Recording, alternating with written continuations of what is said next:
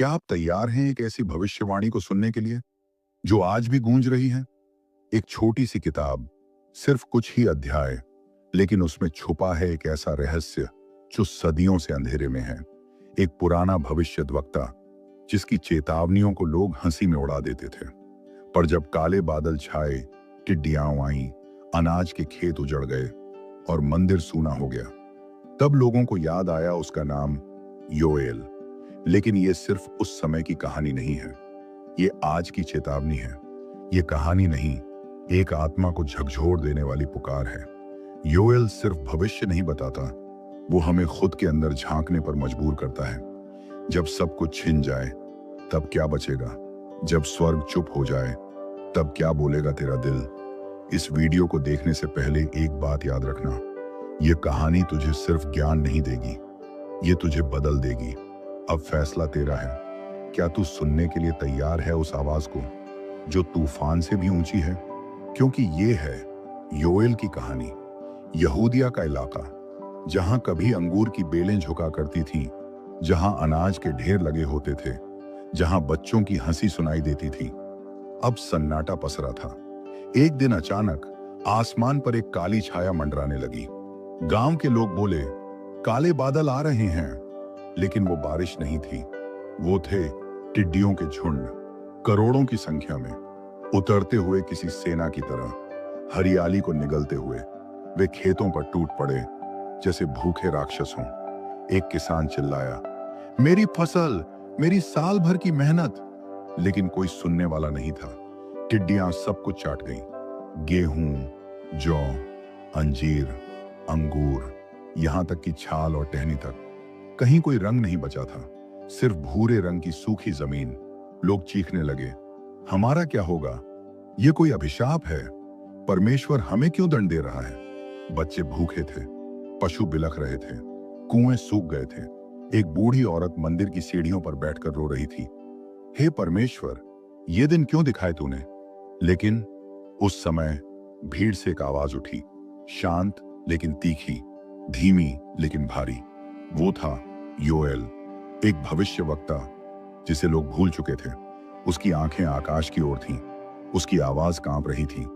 तुम रो रहे हो खेतों के लिए, लेकिन क्या तुमने कभी रोया अपनी आत्मा के लिए? योएल खड़ा हुआ और लोगों को पुकारा, हे पुरखों सुनो, हे जवानों ध्यान दो, क्या तुमने कभी ऐसा दिन देखा है? भीड़ चुप हो गई। योएल ने फिर कहा, ये टिड्डियां नहीं, ये तो परमेश्वर की चेतावनी है। लोगों के चेहरे पर डर था। पर क्यों? हमने क्या किया? क्या अब हम मर जाएंगे? योएल ने गहरी सांस ली और जो कहा वो सबको झकझोर देने वाला था। तुमने परमेश्वर को भुला दिया। जब सब अच्छा था तब तुमने उसकी आराधना नहीं की। अब जब सब छिन गया तब तुम पूछते हो क्यों? बाइबल वचन, योएल 1:5-12। हे पियक्कड़ों, जागो और रो, क्योंकि दाखरस तुम्हारे मुंह से छिन गया है। टिड्डियों की एक जाति ने सब कुछ नष्ट कर दिया है। अन्न अर्पण और पेय अर्पण यहोवा के भवन से कट गया है। खेत उजाड़ हो गए, भूमि विलाप कर रही है, क्योंकि अन्न नष्ट हो गया, दाखरस सूख गया, तेल घट गया है। एक युवक सामने आया। उसका चेहरा धूल से सना हुआ था और आंखों में आंसू थे। नबी योएल, क्या हम सब नष्ट हो जाएंगे? क्या हमारे लिए कोई आशा नहीं बची? योएल ने उसकी ओर देखा, धीरे से उसका कंधा पकड़ा और कहा, जहां पश्चाताप है वहां आशा भी है। परमेश्वर न्यायी है पर दयालु भी है। यदि तुम पूरे मन से लौटो तब वो लौट आएगा। मंदिर का पुजारी भी सामने आया। उसका वस्त्र फटा हुआ था। योएल, हम तो रोज बलि चढ़ाते थे, क्या वो सब व्यर्थ था? योएल का उत्तर सबको चुप कर गया। बलिदान बिना हृदय परिवर्तन के सिर्फ राख है। परमेश्वर को तुम्हारा टूटा हुआ मन चाहिए, ना कि केवल रस में। अब योएल ऊंची जगह पर खड़ा हुआ। चारों ओर धूल उड़ रही थी, लोग घुटनों पर थे और उसने भविष्यवाणी की, यदि तुम नहीं लौटे तो यह सिर्फ शुरुआत है। एक दिन आएगा जब प्रभु स्वयं उतरेंगे। उनका दिन निकट है और कोई नहीं बचेगा जो ना कांपे। लोग समझ नहीं पा रहे थे, क्या ये सज्जा है या मौका? क्या ये अंत है या एक नई शुरुआत? लेकिन एक बात सबको साफ थी, अब कुछ बदलना होगा, वरना सब कुछ खत्म हो जाएगा। तब योएल ने ऊंचे स्वर में पुकारा, हे याजकों, तुम जो यहोवा की सेवा करते हो, विलाप करो। हे मंडली के सेवकों, आओ, टाट ओढ़ो, रात भर रो, क्योंकि अब अन्न अर्पण और पेय अर्पण नहीं रहे। योएल की आंखें भर आई थी। लोगों ने पहली बार किसी भविष्यवक्ता को टूटते हुए देखा। तुमने सोचा कि यह भूमि तुम्हारी थी, लेकिन यह भूमि तो परमेश्वर की थी। तुमने अनाज को पूजा, लेकिन परमेश्वर को नहीं। अब वो सब गया, तो अब क्या करोगे? योएल ने सबको एकत्र करने का आह्वान किया। उपवास का दिन ठहराओ, समस्त प्रजा को पवित्र सभा के लिए बुलाओ, यहोवा की उपस्थिति में आओ, रो, गिरो और कहो, हे प्रभु, हम लौट आए हैं। यह कोई धार्मिक नाटक नहीं था, यह आत्मा की पुकार थी। लोगों ने टाट ओढ़ा, राख में बैठे, रोए और एक दूसरे से क्षमा मांगी। एक बूढ़ा किसान बोला, मैंने कभी प्रार्थना को गंभीरता से नहीं लिया, पर आज मैं खुद को परमेश्वर को अर्पित करता हूं।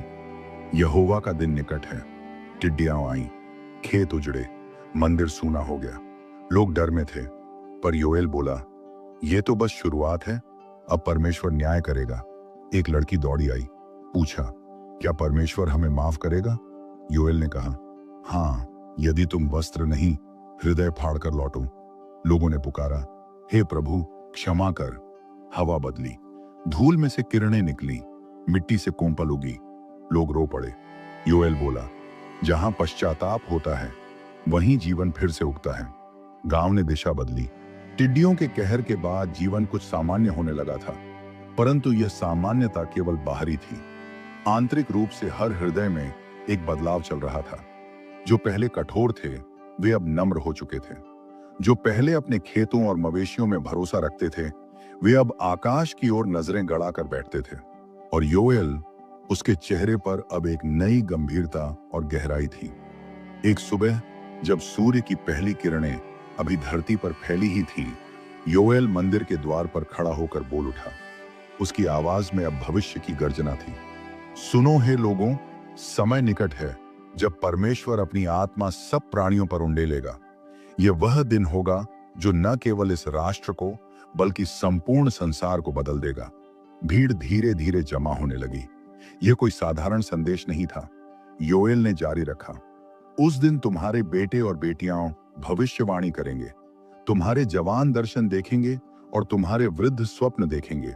यहां तक कि तुम्हारे सेवक और सेविकाएं भी उस आत्मा से भर दिए जाएंगे। भीड़ में हलचल थी। यह ऐसा वादा था जो पहले कभी न सुना गया था। लोगों को आत्मा मिल सकती है, और वह भी सबको। एक आत्मा का वादा, एक नया युग शुरू होता है। यह वचन एक क्रांति थी। उस युग में आत्मा केवल कुछ चुने हुए लोगों को मिलती थी, नबियों को, याजकों को और राजाओं को। लेकिन अब योएल कह रहा था कि यह विशेषता सबको मिलेगी। एक युवक आगे बढ़ा और उसने पूछा, हे योएल, क्या मैं जो अभी जवान हूं, क्या मैं भी दर्शन देख सकता हूं? योएल ने उसकी ओर देखकर कहा, हाँ, क्योंकि परमेश्वर तुझे देख रहा है। न तेरी उम्र, न तेरा कुल, न तेरी स्थिति, इनमें से कोई भी उसे नहीं रोक सकता। वह देखता है केवल तेरा हृदय। इस उत्तर ने उस युवक की आंखों में आंसू ला दिए। उसने सिर झुका लिया और वहीं बैठकर प्रार्थना करने लगा। 2 भविष्यवाणी और दर्शन। परमेश्वर का सामर्थ्य सभी के लिए। अगले कुछ दिनों में गांवों और नगरों से लोग योएल के पास आने लगे। वे उसे केवल एक नबी नहीं, बल्कि एक मार्गदर्शक मानने लगे थे। और सबसे रोचक बात यह थी कि अब केवल याजक ही नहीं, बल्कि सामान्य लोग भी सपने देखने लगे थे। ऐसे सपने जिनमें भविष्य के दर्शन होते थे। एक विधवा ने गवाही दी, मैंने देखा कि आकाश से एक प्रकाश उतरा और वह मेरे बच्चों को ढंक रहा था। फिर एक स्वर आया, मत डर, मैं तेरे संग हूं। एक वृद्ध ने कहा, मैंने स्वप्न में देखा कि सारे लोग एक साथ मिलकर एक नया मंदिर बना रहे हैं, जहां कोई भेदभाव नहीं है। योएल जानता था, यह आत्मा का आरंभिक स्पर्श था। यह आग अब फैलने वाली थी। 3 आकाश और पृथ्वी पर आश्चर्य। महान और भयानक दिन की छाया। एक दिन जब योएल पहाड़ी की चोटी पर खड़ा होकर ध्यान कर रहा था, उसे एक दर्शन हुआ। उसने देखा कि सूर्य अंधकार से भर गया है, चंद्रमा रक्त की तरह लाल हो गया है, धरती कांप रही थी और लोगों में अफरा तफरी मची थी। उसने यह दर्शन लोगों को बताया, परंतु उस दिन से पहले मैं आकाश और पृथ्वी पर आश्चर्य के काम दिखाऊंगा। लहू, आग और धुएं के खंभे। सूर्य अंधकारमय होगा और चंद्रमा लोहू सा बन जाएगा। वह दिन यहोवा का महान और भयानक दिन होगा। लोग कांप उठे। क्या यह फिर किसी विपत्ति की चेतावनी थी? पर योएल ने उनका भय हटाते हुए कहा, जो यहोवा का नाम लेगा वह बचाया जाएगा। सिय्योन पर्वत और यरूशलेम में उद्धार होगा। यह केवल डराने की बात नहीं थी, यह एक विकल्प था, पश्चाताप और उद्धार का विकल्प। 4. आत्मा का प्रभाव। एक नई पीढ़ी उठ खड़ी होती है। धीरे धीरे आत्मा का प्रभाव हर घर, हर गली में दिखाई देने लगा। जो कभी अभिमानी थे वे अब विनम्र हो गए थे। बच्चे जो खेला करते थे अब एक दूसरे के लिए प्रार्थना करने लगे थे। स्त्रियां जो घरेलू काम में व्यस्त रहती थीं अब स्तुति गीतों की रचना करने लगी थीं। जवान जो युद्ध की बातें करते थे अब परमेश्वर की शांति के संदेशवाहक बन गए थे। याजकों ने भी यह बदलाव देखा। वे समझ गए कि अब आत्मा किसी एक वर्ग की जागीर नहीं रही, अब यह हर उस व्यक्ति के लिए थी जो सच्चे मन से उसे चाहता था। 5. एक रहस्यमयी दर्शन, मसीहा का संकेत। एक रात जब योएल एकांत में प्रार्थना कर रहा था, उसे एक और गहन दर्शन हुआ। उसने देखा कि एक व्यक्ति एक गड्ढे पर सवार होकर यरूशलेम में प्रवेश कर रहा है। लोग उसकी आराधना कर रहे हैं, लेकिन कुछ लोग उसे ठुकरा भी रहे हैं। फिर उसने देखा कि वही व्यक्ति एक क्रूस पर टंगा है और उसके सिर पर कांटों का मुकुट है, किंतु अगले ही क्षण वह उठ खड़ा होता है, जीवित। योएल इस दर्शन से कांप उठा। उसने महसूस किया कि यह मसीहा का संकेत है। वह जानता था कि उसका काम है मार्ग तैयार करना, लेकिन इस दर्शन को वह केवल कुछ खास जनों को ही बताता। 6. पिन्तेकुस्त की भविष्यवाणी। एक दूर भविष्य की झलक। योएल की भविष्यवाणी केवल तत्कालीन समय के लिए नहीं थी। वह जानता था कि आने वाले दिनों में एक दिन ऐसा आएगा जब आत्मा पूरी तरह से प्रकट होगा। वह दिन पिन्तेकुस्त का दिन था। उसने कहा, यह आत्मा जो अब हल्के स्पर्श में दिखाई दे रहा है, एक दिन आग की ज्वाला बनकर उतरेगा। लोगों की भाषाएं बदल जाएंगी, उनके जीवन का उद्देश्य बदल जाएगा और एक नया युग शुरू होगा। भीड़ को यह बात समझ नहीं आई, परंतु योएल मुस्कुरा रहा था। उसे पता था कि यह भविष्य की बात है, लेकिन वह बीज आज बोया जा रहा है। 7. आत्मा और न्याय, दो धाराओं की यात्रा। योएल ने यह भी कहा कि आत्मा जहां शांति और सामर्थ्य देता है, वहीं न्याय भी लाता है। यदि लोग उद्धार को ठुकराएंगे तो न्याय अवश्य आएगा। उसने यरूशलेम की ओर देखा और बोला, जो राष्ट्र परमेश्वर की राहों को नहीं अपनाएंगे वे गिराए जाएंगे, परंतु जो उसकी ओर फिरेंगे उन्हें फिर से उठाया जाएगा। एक दिन एक बच्चा दौड़ता हुआ आया। मैंने सपने में एक दीपक देखा जो कभी बुझता नहीं था। योएल मुस्कुराया, वही आत्मा तुझे प्रकाशित करेगा। अभी रात का तीसरा पहर था। यहूदा की पर्वतीय भूमि पर शीतल हवा बह रही थी, परंतु हवा में कुछ था, जैसे कोई चेतावनी, कोई अदृश्य कंपन। घरों में दिए बुझते जा रहे थे और लोगों की सांसों में भी निराशा की परछाइयां थीं। योएल चुपचाप खड़ा था, नगर की सीमा पर, वही स्थान जहां वह वर्षों पहले पहली बार परमेश्वर की आवाज से चौंका था। अब उसकी आत्मा में वही अग्नि थी, परंतु इस बार वह चेतावनी नहीं, आशा लेकर आया था। लोग जो पहले अपने ही गर्व और स्वार्थ में उलझे थे, अब टूट चुके थे। टिड्डियों का वह भयावह आक्रमण केवल शरीर का विनाश नहीं था, आत्मा की चीत्कार भी थी। योएल, एक वृद्ध महिला पास आकर बोली, क्या हमें क्षमा मिल सकती है? योएल ने उसकी झुकी हुई आंखों में देखा और कहा, यहोवा करुणामय है। यदि तुम पूरे मन से उसकी ओर फिरो तो वह फिर से तुम्हारी भूमि को हरा कर देगा। एक युवा पिता बोला, हमने अपनी संतानों को भूखा देखा, हम टूट गए। अब हम जान गए हैं कि बिना परमेश्वर के हम कुछ नहीं हैं। अब नगर के मुख्य द्वार पर वह नजारा नहीं था जो पहले था। वहां न व्यापारियों की चहल पहल थी, न राजनैतिक चर्चाएं। अब वहां लोग थे जो राख डालकर उपवास कर रहे थे। बच्चे तक चुपचाप अपने माता पिता के साथ हाथ जोड़कर बैठे थे। योएल ने ऊंचे स्वर में कहा, हे याजकों, शोक मनाओ, हे वेदी के सेवकों, विलाप करो, क्योंकि अन्न और पेय अर्पण यहोवा के भवन से कट गए हैं। परंतु उसकी अगली वाणी में एक प्रकाश झलकता है। अब भी यहोवा की यह वाणी है, अपने पूरे मन से मेरे पास फिरो, उपवास और रोना पीटना और शोक मनाना। योएल 2:12। प्रार्थना के बीचों बीच योएल ने एक असाधारण भविष्यवाणी की। मैं अपनी आत्मा सब मनुष्यों पर उंडेलूंगा। यह वाक्य वहां उपस्थित हर व्यक्ति के रोंगटे खड़े कर देता है। एक किशोर बोला, क्या हम जैसे सामान्य लोगों पर भी? योएल ने उसकी ओर देखकर कहा, हाँ पुत्र, यह आत्मा राजा और दास में भेद नहीं करेगी। वह हर एक हृदय को छुएगी जो खुला और पवित्र है। फिर वह समय आया जब लोगों ने स्वयं अनुभव करना शुरू किया। एक युवती भागती हुई आई, उसकी आंखों में रोशनी थी। मैंने स्वप्न में एक विशाल उज्जवल पर्वत देखा और उस पर से एक ज्योति नीचे उतरती जा रही थी। क्या यह वही आत्मा है? एक वृद्ध पुरुष ने अपने परिवार को बुलाया और कहा, मैंने वर्षों बाद पहली बार ऐसा सपना देखा जिसमें युद्ध नहीं, शांति थी। शायद परमेश्वर हमें अपने दर्शन दे रहा है। शाम के समय जब सूरज ढल रहा था, नगर में एक हलचल सी मच गई। कई लोग कहने लगे कि उन्होंने हवा में एक मधुर आवाज सुनी। कुछ ने कहा कि उनकी आंखें अचानक खुल गईं और उन्होंने अपने पाप स्पष्ट देखे। योएल नगर के मध्य में खड़ा होकर बोला, यह आत्मा तुम्हें केवल दर्शन नहीं देगी, यह तुम्हें बदल देगी। तुम अब वो नहीं रहोगे जो पहले थे। तुम यहोवा के सैनिक बनोगे, सत्य के योद्धा। परंतु योएल केवल आशा ही नहीं देता, वह न्याय की झलक भी दिखाता है। सूर्य अंधकार हो जाएगा और चंद्रमा रक्तवत होगा। वह यहोवा का महान और भयानक दिन होगा। योएल 2:31। लोग कांप गए। एक मां ने अपने बेटे को भींच लिया, क्या यह न्याय का दिन जल्द आने वाला है?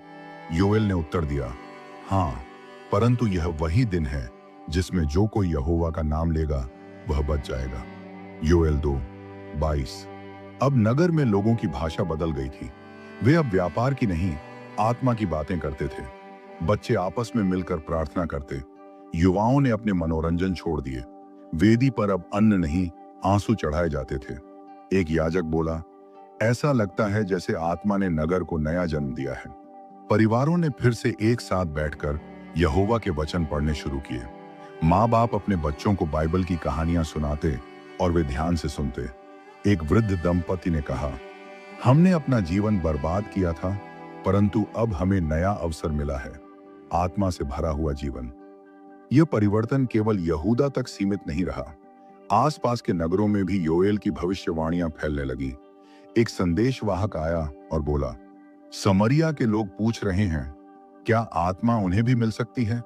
योएल ने कहा, जो कोई यहोवा का नाम लेगा वह बचेगा। कोई भेदभाव नहीं।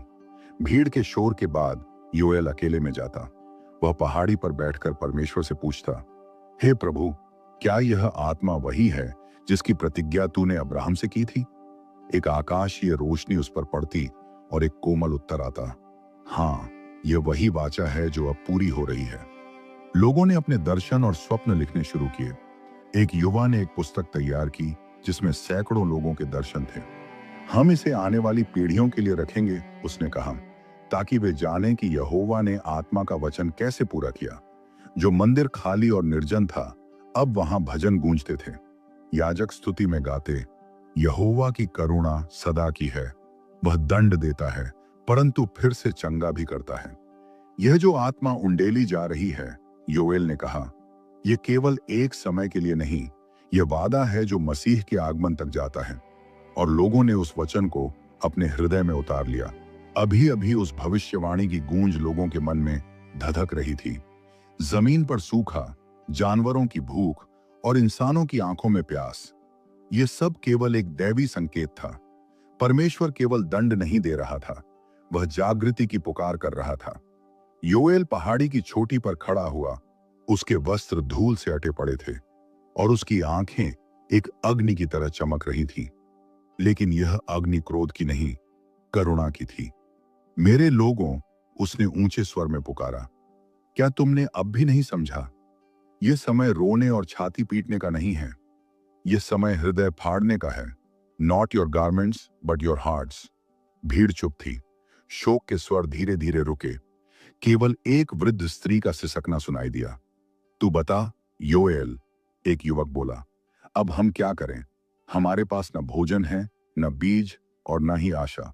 योएल ने गहरी सांस ली और उसके होठों से एक वचन फूटा, फिर भी अब भी यहोवा की यह वाणी है, पूरे मन से मेरे पास लौट आओ, उपवास, रोदन और विलाप के साथ। अपने वस्त्र नहीं, अपने हृदय फाड़ो। यहोवा अपने परमेश्वर की ओर लौट आओ, क्योंकि वह अनुग्रहकारी और करुणामय है, विलंब से कोप करने वाला और अति करुणा से भरपूर है, और विपत्ति से मन फेर लेता है। योएल 2 बार 2 से 12 तक और 13 तक भीड़ कांप उठी। उस दिन से कुछ बदलने लगा। गांव के लोगों ने अपने अपने खेतों को देखा, उन पथरीले जमीनों को जहां कभी गेहूं लहलहाता था। लेकिन अब वे निराश नहीं थे। उन्होंने अपने बच्चों को इकट्ठा किया, बड़ों को बुलाया और नगर में एक सामूहिक उपवास का आयोजन किया। शोफार की आवाज पुनः सुनाई दी, लेकिन इस बार वह मृत्यु की नहीं, पुनः स्थापना की घोषणा थी। एक रहस्यमयी रात, उस रात जब चांद का प्रकाश भी बादलों में छिपा था, योएल एक स्वप्न में ले जाया गया। वह एक मैदान में खड़ा था, चारों ओर राख बिखरी हुई थी, लेकिन जैसे ही उसने दाईं ओर देखा, उसे एक नदी दिखाई दी जो सूखी जमीन को चीरती चली जा रही थी। तभी एक आवाज गूंजी, जिस जमीन को टिड्डियां खा गईं, जिस अंगूर की बेलें सूख गईं, मैं उसे पुनः सींचूंगा।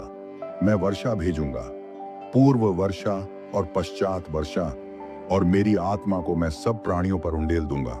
योएल जाग गया और उसका चेहरा चमक रहा था। अगली सुबह वह नगर की सभा में गया और बोला, अब सुनो परमेश्वर की प्रतिज्ञा। हे सियोन के लोगों, आनंदित हो, यहोवा अपने परमेश्वर में मग्न हो, क्योंकि वह तुम्हें धर्म के अनुसार वर्षा देगा। वह तुम्हारे लिए पूर्व वर्षा और पश्चात वर्षा पहले की तरह देगा। मैं उन वर्षों की भरपाई करूंगा जिन्हें टिड्डियां खा गईं, बड़े छोटे और विनाशकारी कीट। तुम बहुतायत से खाओगे और तृप्त होगे और यहोवा की स्तुति करोगे। योएल 2, 23 से 26 लोगों की आंखों में फिर से चमक लौट आई। किसी ने झाड़ू उठाई, किसी ने खेत में हल चलाना शुरू किया।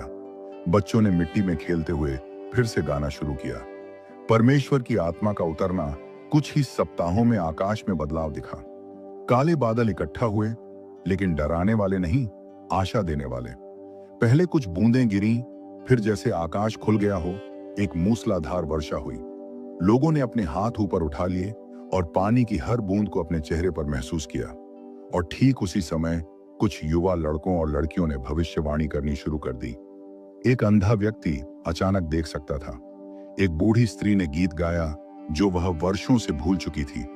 यह वही समय था जिसका योएल ने भविष्यवाणी की थी।